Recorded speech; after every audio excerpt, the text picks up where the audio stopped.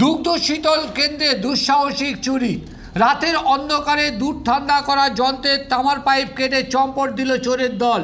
ব্যাহত বেড়াচাপা ইছামতি সমবায় দুগ্ধজাত দ্রব্যের উৎপাদন। রাতে এই ইছামতি সমবায় দুগ্ধ উৎপাদন সংঘ লিমিটেড কেন্দ্রে নৈশ প্রহরীর ব্যবস্থা না থাকা নিয়ে উঠছে প্রশ্ন। সূত্রের খবর, এই দুগ্ধজাত সমবায় কেন্দ্রের ছাদের মাথায় লাগানো আছে তিনটি এসি যন্ত্র। ছাদ থেকে দেয়াল বেয়ে নিচে থাকা স্টিলের তৈরি দুধ ঠান্ডা করা যন্ত্রের সঙ্গে লাগানো ছিল তামার পাইপ। তিনটি যন্ত্রের সেই তামার পাইপ কেটে চুরি করে নিয়ে গেল চোরের দল। আনুমানিক ৭৫,০০০ টাকা মূল্যের তামার পাইপ চুরি গেছে বলে দাবি করেছেন দুগ্ধ সমবায় কেন্দ্রের কর্মী। পাশাপাশি ব্যাহত হয়েছে দুগ্ধজাত দ্রব্যের উৎপাদন, তা স্বীকার করেছেন ওই কর্মী। শুনুন কি জানালো সমবায় কর্মরত এক কর্মী। নৈশ প্রহরীর ব্যবস্থা নিয়ে কি জানালেন ওই সমবায়ের এক আধিকারিক, তা শুনুন।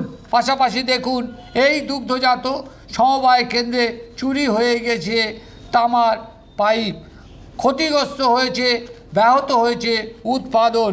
কি জানালেন এক কর্মী, তা শুনুন। আমাদের যে দুধ ঠান্ডা বা লস্যি ঠান্ডা করতে হয়, সেই ঠান্ডার কাজটা পুরো বন্ধ হয়ে গেছে। মানে কি হয়েছে? মানে ঠান্ডা হচ্ছে না, দুধ ঠান্ডা হচ্ছে না, পাইপ কেটে নিয়ে গেছে। কোন জায়গায় পাইপ কেটে? মানে বাল্বুলারে পাইপটা কেটে নিয়ে গেছে। এই ঠান্ডা হয় যে পাইপ দিয়ে, সেই পাইপটা ঠিক করে নিয়ে গেছে। এর ফলে কি হচ্ছে? কাজে এরপরে প্রোডাকশন ক্ষতি হচ্ছে। কি চাইছেন? আপনার দুর্যোগ কর্তৃপক্ষকে জানিয়েছেন? আমরা উদ্যোতন কর্তৃপক্ষ থানাতে জানিয়েছি, প্লাস যে আমাদের যে উদ্যোতন কর্তৃপক্ষ সেখানে চিঠি করে জানানো হয়েছে।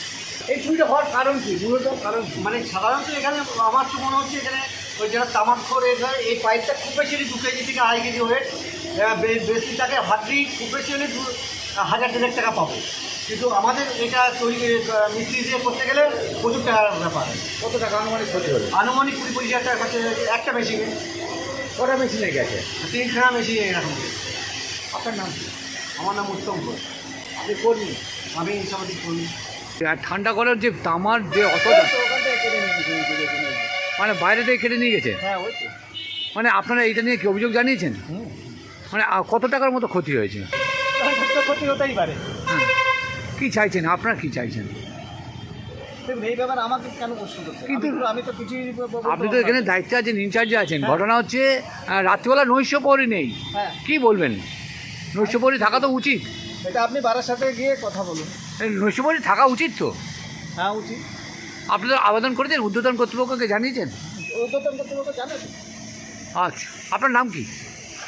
আমার নাম অশোক বিশ্বাস।